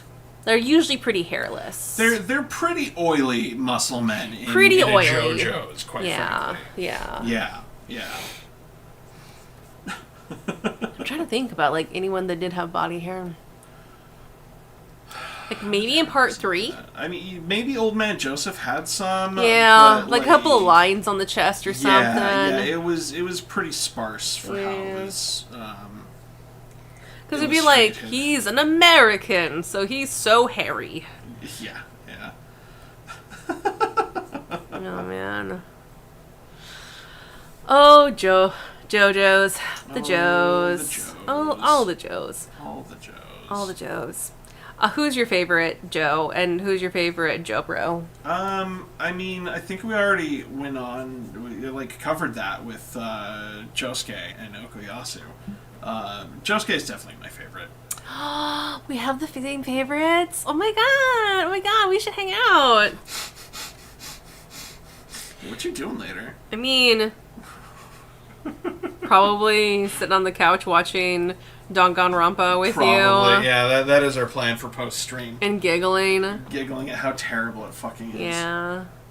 Or complaining about, because they're right in the middle of the class trial. I'm like, oh my god, can they say this 5 more ways in the same exact... Like, yes, can we please talk about this one stupid detail in very painfully obvious ways for 40 goddamn more minutes? Yes, please. Can you just, everyone repeat the same line in different ways? Yes. It's just... And I'm... Dollars to donuts, Aaron is reading a walkthrough because, he's a little too on the nose for exactly what's happening. I'm like, you're reading ahead, my dude, and that's okay. Hey, we've got, Ashley in the chat, and Mom's watching too. Hey! Hello! Welcome, Rachel, and, thank you so much for watching. We got Moxie saying, in that case, Goldilocks should be a twink. I don't make the rules.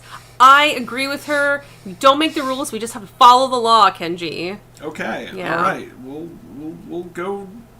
We'll do twink for this then. I guess. All right. This is a Joe. I mean, I guess I'm going full Rohan then. A Rocky stand-in. It's funny because a stand in. Get it? Yeah. Oh, seriously. Fucking Rohan Kashibe is just so much just that, perfect boy. Oh, but for Rocky to Ken, yeah? Black makes a really good point. What's that? They said that when I think Goldilocks and JoJo, I just think of Giorno and his damn trinocular. It's the hair. It's really good. It's actually, I agree with Black that Goldilocks should be like a Giorno. Okay. And it also still works for Twink, you know? It does. Giorno is a Twink. Yeah. That's fair. Although, God, Giorno, like, every pose Giorno has with his stand, it's like Giorno is posing it like his stand is the baby daddy for him. Like, Giorno is the baby mama, and the stand is his baby daddy. Polnareff and Abdul are so great, too. Polnareff, I love Polnareff. Oh, but I do love Okuyasu. Yeah, Okuyasu's my favorite. Like, he's just the best Jobro. Like, also adds that Okuyasu is fantastic because he's basically Kuwabara mixed with Yamcha. Oh my gosh! Okay, doing the Dragon Ball Z. And... Oh, I was gonna say, Dare desu ka? Yeah. Kuwabara, I believe, from Yu Yu Hakusho and Yamcha from Dragon Ball Z, who are considered like the dumb pretty boy. Well, I don't know if Kuwabara is like a pretty boy, but he's the dumb sidekick character. I'd say Kuwabara is very like proto Okuyasu. Moxie, Ken is being bullied. Oh, okay. Yeah, I think we all got confused with Rapunzel and Goldilocks there for a second, Sierra. Okay, sorry. Gotcha. The golden experience. It writes itself. That's true. When you are gay for yourself. Every anime is entitled to a dumb pretty boy. Yeah, why do you think we fucking watch this shit? It ain't for the fucking plot. I'm looking at you, Attack on Titan. Oh, I am talking about Attack on Titan. It was a really good story. I really enjoyed that. It kind of gone off the rails, admittedly. Okay. So I have a dear friend who's cosplays Levi, and like when they started telling me a little bit more, like, because there was a certain part where it kind of just got a little too heavy because I'm German, World War II trauma, you know, it's like, ooh, this is getting hard to watch, and you know, I had like some theory crafting that I was really hoping that I could see it, and it wasn't happening. Bummer. Very clearly, like, this is World War II trauma is what this author's going for. And so, but then a dear friend of mine was explaining more of it, and actually how a lot of like Norse mythology got into Attack on Titan, and I actually want to go back and rewatch it from start to finish, and do a full watch through and just see it from start to finish.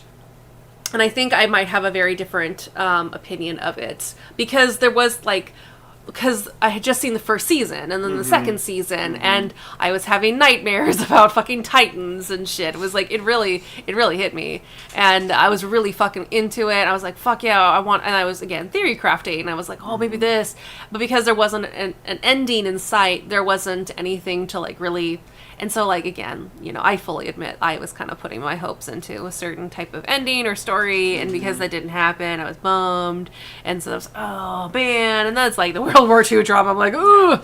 But I think knowing a lot more and then be able to watch it and just listen to its story rather than because I'm waiting and anticipating and because I don't have anything to consume, I'm just theory crafting as a kind of a means to, as I'm parting the waiting, as a lot of people do. And, if that, without having that in mind, I think I can just actually watch it and just listen to its story. Yeah. But yeah, there is a lot of like Norse mythology and a lot of other things that are in the story, and I have a lot more respect for Levi than I originally did. I thought he was like a total asshole, but you understand why? You know, he's a total fucking asshole, and why he do a lot of the things he do. Mm-hmm. So.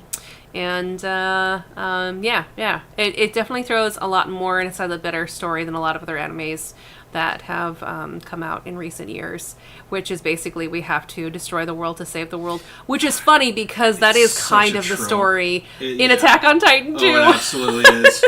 But, yeah. I mostly brought up Attack on Titan because I thought it'd be funny, but, yeah. Okuyasu is actually among us. Yes! Oh my god! The legend Okuyasu is here! Ah! What? Oh my god! What? Oi! Josuke! The Okuyasu! My son, my sweet precious son. Erase Oh my this god. Welcome. You are the legend, Okuyasu. Oh my god. How could I have talked this whole entire time without noticing my perfect son had joined chat? Welcome. Welcome. Welcome. Oh my gosh. Moxie says that makes sense about the World War II stuff that was coming up because the author is a big old Japanese imperialist and separatist. Yeah. How dare you not acknowledge Okuyasu? Please forgive us! Onegaishimasu! Gomenasai! I'm so sorry. The legend, Okuyasu. Okuyasu, what are you up to tonight? Just chilling. I mean, thanks for joining us on stream, but what else what are you and Josuke up to? You guys at Tonio's? Yeah. Like, you getting some Italian food? Yeah. I heard that it's got a special going on right now. Yeah. I'm gonna erase this hard with Zahando. Oh no! Okay, but seriously, the hand is the most fucking powerful of all stand. OP. I don't give a shit about any other stand. He can use it to teleport. He like, is a holy teleport. shit. I would slap so many fucking bitches. If I could erase bitches with my fucking hand. Oh, hell yeah. Oh, fuck that. Oh, fuck that. Fuck that so much. It's so overpowered and underutilized. But, you know, Araki, I guess, couldn't, like, you know, let Okuyasu take everything, you know, I guess. I have spicy opinions. Okuyasu could have absolutely. Totally. Oh my god, you're at Tonio's right now? Oh my gosh, bro, that's so awesome! What are you having? What are you having for dinner? A little ravioli. Well, yeah, I hear it's really good for the tonsils. Yeah, absolutely. You know? We got Blug saying, even before I started it, I heard about some fascist shit and potential Japanese nationalism involving the author, so I took a step back. I have no idea of the validity, but, you know. Yeah, I've also heard that, too. Again, I want to rewatch it. Again, my friend who's a big fan has given me a different light and a different perspective of it. And I'd just like to see and just kind of watch it for its story that it wants to tell, rather than me trying to make sense or trying to, like, what kind of story is he trying to tell? Let me just listen to his story and then I can... The ending, a lot of people, even fans, don't really like. And I think I've got, you know... But again, I'm curious to rewatch it. That's what I'd like to say. I haven't actually watched the ending yet because I heard a lot about it. I'm like, oh god. It was a lot of waiting to get there. Yeah. I'm not huge into a lot of like the animes that have a lot of like army and military story, just because not really into it. And I'm not just talking about Helvetica. But that too. Or is it? Am I thinking the right one? Halatia? Hetalia. Wow, there's a lot. That's a font. That's a font. I know. I was thinking, like, where are you going with this? That's a font. Helvetica? I mean, I know, like, there's a lot of, like Undertale OCs named Helvetica, but, I don't think that's where you're going with it. Oh my god, the legend Okuyasu is enjoying some tiramisu. Ooh. Oh, wow. tiramisu is so freaking good. You draw Aerosmith. Yes. I mean, just about. Yes, absolutely. Oh my god, the tiramisu I also heard is really good for the nails and the hair. Yeah. Really, anything that's like keratin related, but yeah. Helvetica is my front guy. Is a front my guy. Excuse me. I can't read today. I'm getting my own names mixed up. Oh, we're getting like towards the end of the chat where Stephanie's brain is just moosh. Your brain is turning off. I'm sorry. Oh my god, your nails got ripped off, but I bet they look so great now. Yeah. Got rid of all that fungus that was in really there. Nice. Oh yeah. Really nice and shiny now. That's great, Okuyasu. Man, you are such a legend. I'm so... Yeah, thanks for joining us so tonight, excited. bud. Yeah. We'll have to show you. So, Ken might have drawn you as a beautiful princess. Oh, God. But I want you to know that he did it with, like, a lot of, like, you know, mad props because he knew that you would, just a bro for Josuke, who was the prince and was the prince frog, you know, Yep. and that he was trying to save you from the tower. Even though you don't need it, like, Yeah. you could just, like, use the hand to, like, get yourself down from there. Absolutely. But, you know, because he's your bro, you want to support him, and you just want Yeah. to get that bro love, because, Exactly. you know, we understand. You two, the bestest of bros. My perfect precious son. Tequila Joseph. Tequila, oh God, Tequila Joseph. Yes. Just for your bestest boy, Okuyasu? Hell yeah. Hell yeah. And we did their best version of a Tequila Joseph just for you, Okuyasu. Yes, Yeah. absolutely. Yeah, absolutely. My perfect precious son, Okuyasu. I love what you're drawing with, like, the 3-headed bear. Yes. And, like, Giorno just, like, hey. Yeah, yeah. Hey. Hey, here's my stand. It's just 3 bears. It's just 3 bears. What if the stand was just 3 bears? It's just 3 bears. It's not actually a stand. Just a big old mutant bear. It just follows him. It's like, okay, you know that one episode with the orangutan that had the stand that was the ship? Oh, yeah, strength, yeah. Maybe this bear, this is his stand, is actually Giorno. It's the other way around. Yeah. Yeah. It's just a 3-headed bear that exists, and he likes having twinks for his stands. He can turn his stand into, like, any type of human, so that the human can go inside stores and, like, buy honey for him. Exactly. And this 'Cause one, who's he's gonna like- sell to a 3-headed bear. This one, I want his hair to look like Danishes that you would add honey to, so that they'll give him extra honey. And then it didn't work, and now the 3-headed bear is just angry, and it's like, where's my goddamn fucking honey? And it's up to the perfect the legend Okuyasu and his Absolutely. bestest bro Josuke to come in and save the day, because Giorno's awful. Yeah, Giorno is incompetent. It's just, Giorno's power is that he had the ability to read the script. That's it. Pretty much. Like, yeah, that's all he's like, but what if, like, Yeah. we could just read the script and we could just get past this dumb, uncomfortable thing, and then I can just hurry up and tell the story, and then, like, we can play the really, like, heroic music. Does your bear just have legs?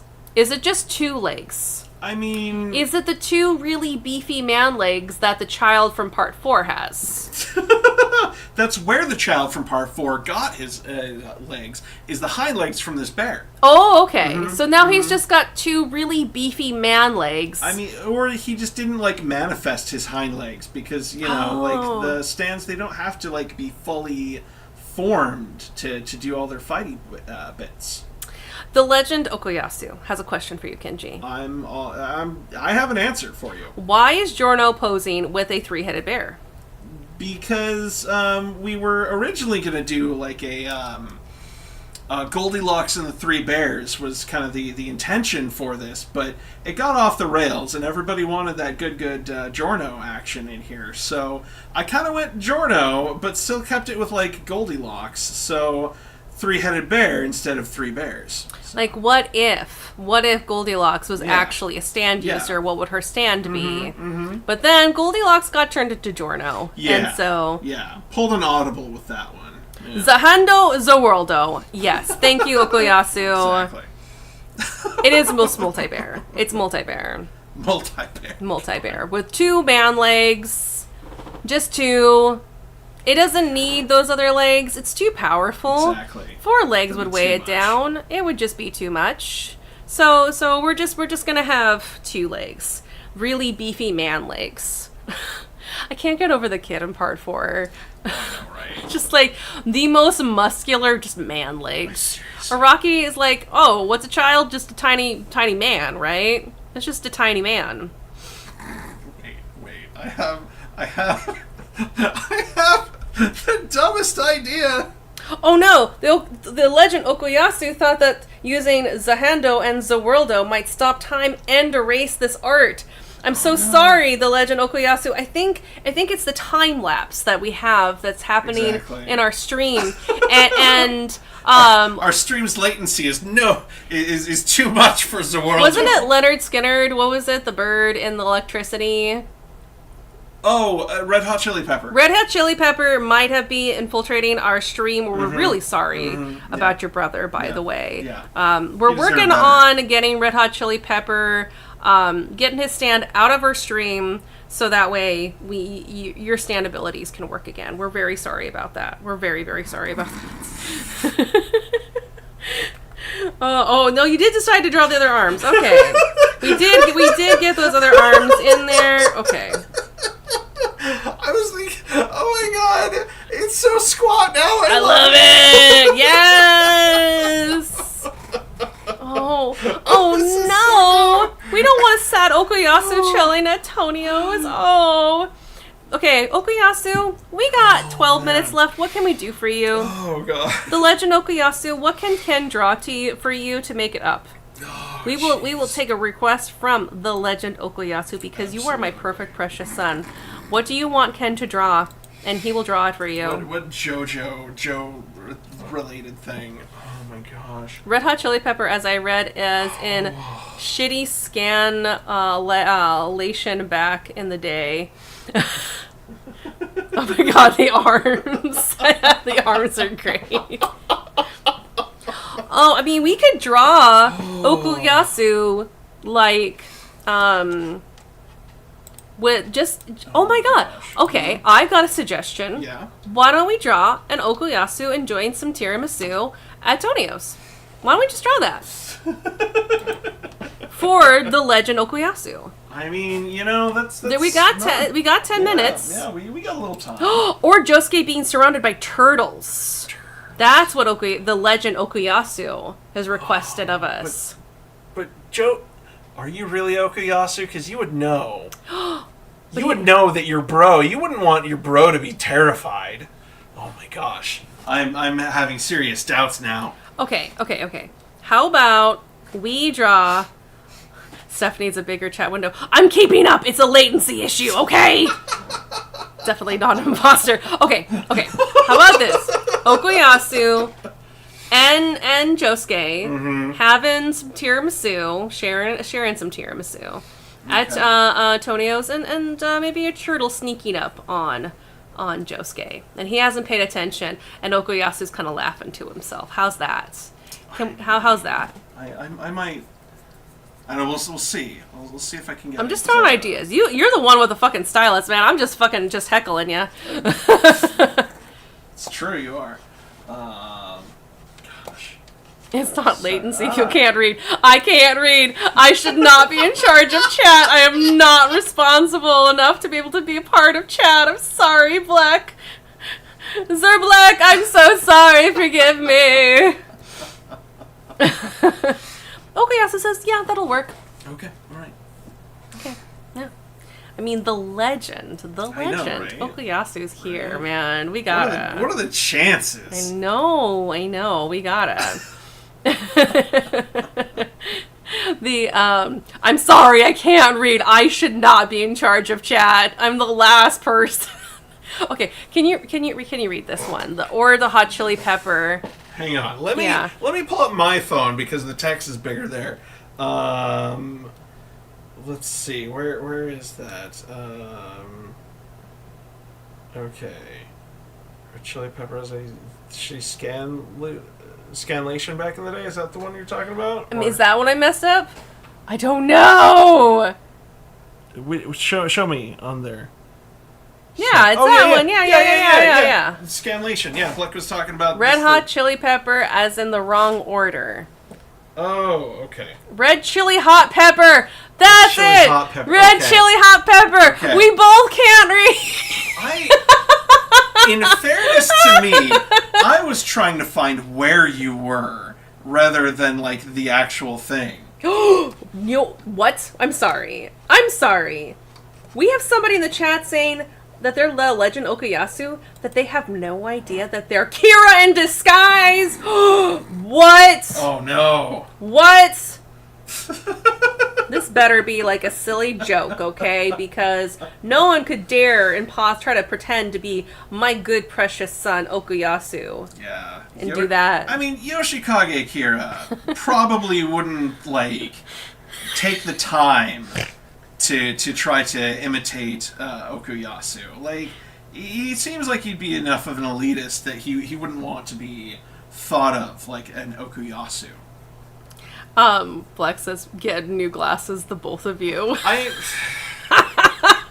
want to.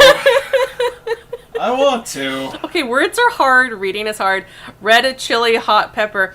Because it's the name, Red Hot Chili Peppers, and it just flows off the tongue. You know what it's called. Yeah, exactly. And so your brain fills it in for you. English, you don't read it phonetically. English, you don't read it word for word. You just see it and like, oh, I just know how to say it. Like, I could never learn Hooked on Phonics, like, because you don't read things phonetically. You just read words, and you just know how they're read because you know how to read it. English is fucked up. I've got lots of spicy opinions. Just a few.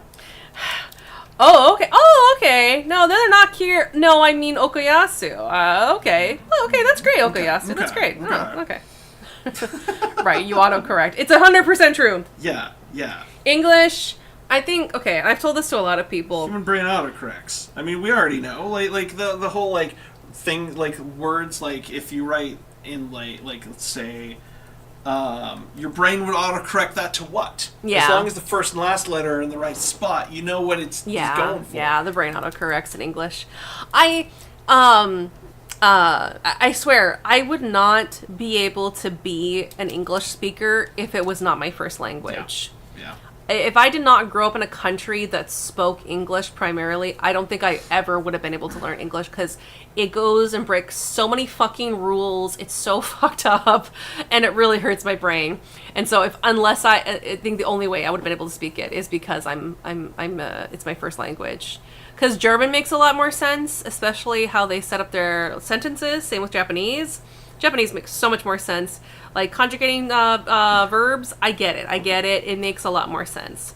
In so many other languages. Even Arabic, how they do their sentence structure, makes so much more sense. And also the spelling, even though you don't even write with vowels. But that's a different conversation.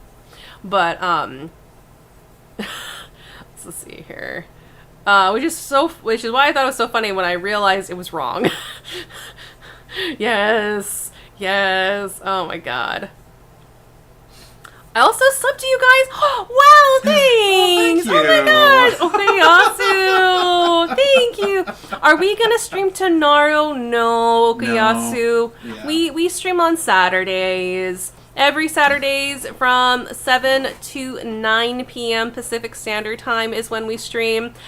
Ken is also a really great pixel artist, and sometimes we've been doing back and forth. So This week was illustration. So likely next week Ken's going to be doing a pixel art stream. I think the next stream, I really love this idea, and because y'all came and stayed with us this late in our stream, I think I want to tell y'all what we want to do. Oh my. So it's not going to be next Saturday, but the following Saturday. So in 2 weeks, back to illustration, Ken and I are going to take the promo art for different animes we've never seen, and we're going to try to guess what they're about. Yes. And then I'll pull up the wiki and do like the quick synopsis of it. And I think it's going to be a really great time. We're going to look at a whole bunch of different animes that we've never seen and try to guess what the heck is this about. So if you're a big anime nerd, you may want to come and join us. That'll be in 2 weeks from today. So I can't wait all that.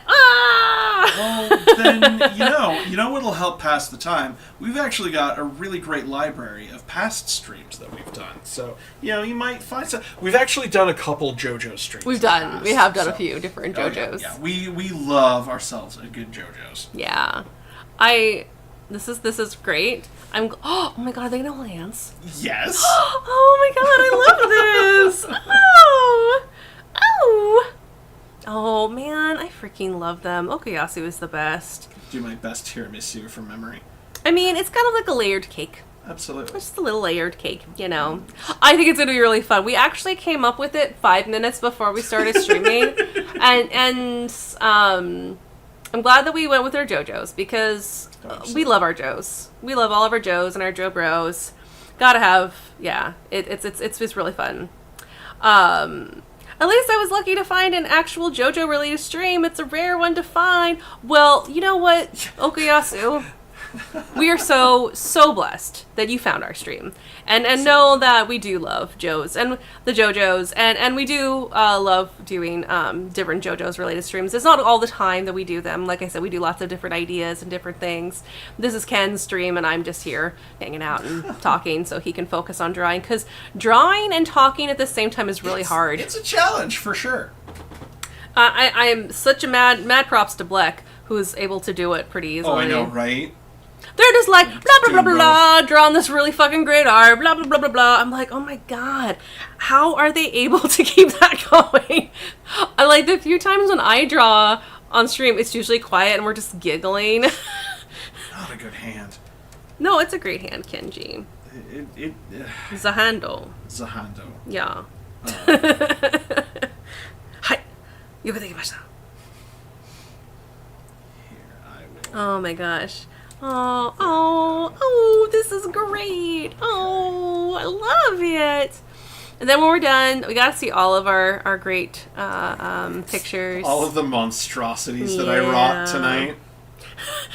Bleck says, I never shut the fuck up and I have weaponized that for profits. That's because they yap when they do everything. Ask Moxie.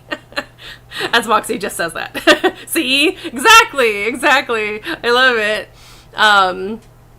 It is hard. It is very challenging. Like, I definitely got ADHD, and I like talk and I do all things, but like it's I don't know. It's hard for me to concentrate on like what the fuck am I drawing, while words need to come out of my mouth at the same time. This is very challenging. So yeah, mad props to Black. I see you do it, and I'm like, man, they're fucking awesome.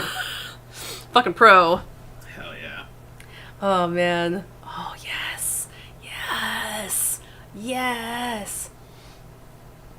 God, I love just the pompadour, like on Josuke. Like, oh man. Now, just drawing this Boncho boy just makes me think, like, I kind of want to get that game on the Switch, the Boncho Tactics. Oh yeah. So ridiculous. Ooh, the legend Okuyasu said that they made a drawing of a Zahando on their community post. Cool. Then we should check it out. We absolutely will when we are done streaming. Thank you. And thank you again for subscribing. Yeah. We really appreciate that. Thank you very much. We do all sorts of silly fun things. Oh yeah. I mean, we've got a lot of like Pokemon related content too. We are anime weebs up in here. Yeah, we are those elder millennials. It's Black says something about that pompadour, bros. The pompadours, bro. I can read. I promise. Gotta love them.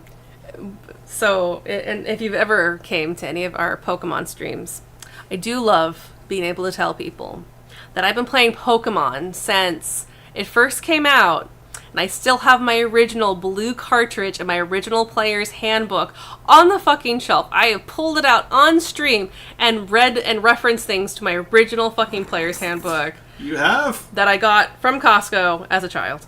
I even bought you like that like big trophy-sized wall art of the blue cartridge. There's this really awesome store that we like that's local to us. Shout out to Retro Emporium. So good. They're so great. They're such lovely people. They sell some things like 3D printed objects, either that they've made or different artists have made. They do like to support a lot of local artists, and so someone had 3D printed the blue cartridge of fucking Pokemon. And he pulled it out, and I was like, oh! And he's like, yes. I'm like, my trophy! So it's proudly hanging on the wall, my giant trophy of the blue cartridge of Pokemon, because I am that Gen 1er. I've been playing it since it originally came out. You have. I know it's not the same being a Gen 6er. Nobody would have known that if you hadn't said anything, okay? Like, I watched the anime since the first one, so I think that counts as being Gen 1. We don't have time for this argument right now. No, we don't, which is why I win it. Yeah. I'm gonna let you I'm gonna let you finish drawing the sweet boys' faces. Yes, I realized I did the same mistake that every artist draws, that they forget to finish the actual drawing when the sketch layer is up. Moxie started with yellow. I also had yellow. That's awesome. I played Let's Go Pikachu, which is like yellow. So there. I think that counts. No. We got the Legend Okuyasu saying, please, like I need it. Sad cat giving a thumbs up. Yes. Thank you very much. So let's go through our monsters real quick before we sign off. We'd love to hear what everyone thought. I mean, this one's just for fun because this is a gift for our sweet boy, the legend that is Okuyasu, who came and joined us on stream. So we started off with the three little pigs with their straw, wood, stick, and brick. This is really powerful. I love it. Love just like the Pillarman style Yeah. for the pigs. Like that's it is a no-brainer. Oh yeah, yeah. Then we did Vasilisa Lisa. Vasilisa Lisa, the Brave. And her glowing skull from Baba Yaga. Yes. And wow, I only did 4 drawings tonight. The Frog Prince. Yay! There's Okuyasu! It's the princess! Yay! I'll hail the princess! So handsome. No. Right, shoot, I spaced. I did, right, that Yeah, one too. yeah. The Goldilocks and the Three Bears. The Golden Windy Locks. Golden Windy Locks. Oh gosh, that sounds like a fart joke. Oh wait, part 5 was a fart joke. No! Oh! Let us know which one y'all like the most in the chat. Let me pay attention real quick before we sign off. I bought Let's Go Pikachu specifically to remind me of the feeling of playing yellow. Me too, Moxie. It was very nostalgic. It was really, really cute. It was very fun.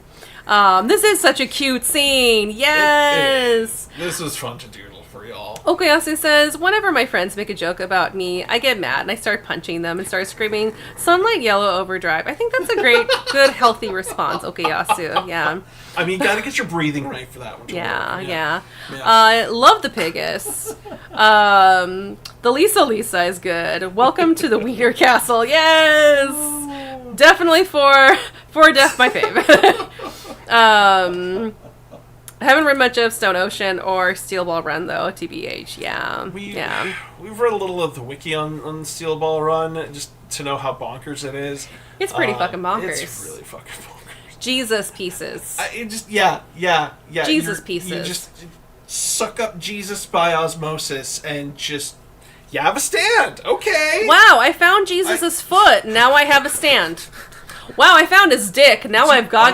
Oh God. Yeah, chlamydia. Yeah, there you go. Jeez. Oh, jeez. The best Princess Josuke. It has been an absolute blast drawing for y'all this week. Yes, and like I was saying earlier, we stream every Saturday, and next week's gonna really be a Pixel stream. But make sure to subscribe, hit that bell, hit that like for all the notifications when we go live. If you ever have an idea or suggestion, you can follow us on our socials. Our Instagrams, you're on Blue Sky and all the other ones. Yeah, I'm most of them, like Insta, Threads, Blue Sky, Kara, all Kenjamin Art. And then our viewers can find you on Insta. Yeah, I'm mostly just on Insta. Raven Wisdom Arts. I do cool heathen runes and shit. Hell yeah. And then, sometimes talk about, like, my fandoms on stream with my lovely fiance, Kenji. Hell yeah. Is there anything else you want to tell our lovely friends before we sign off for tonight? Have a kick-ass weekend, everybody. Thank you so much. And one more shout out to the Royal Black and the legend that is Okuyasu. And all of our lovely friends, thank you so much for watching. Yeah, it was so much joining us, fun. everybody. And we'll catch y'all next time. Catch you later.